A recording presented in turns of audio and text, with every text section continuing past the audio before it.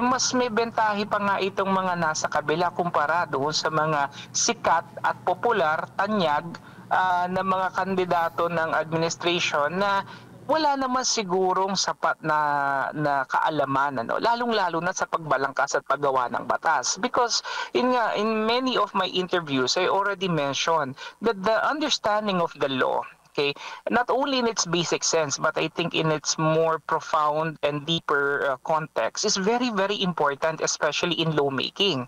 Kasi marami sa mga batas na gagawin at ginagawa natin ngayon, okay, kinakailangan talaga ng may malalim na pagtingin at pagkilala, pag-unawa doon sa batas, no?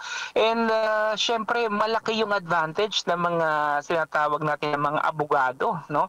Kung sakasakali na sila yung mapipili natin kumpara sa mga artista, sa mga boksingero, mga kung sino-sino man, no, na inilalatag ng ibang koalisyon.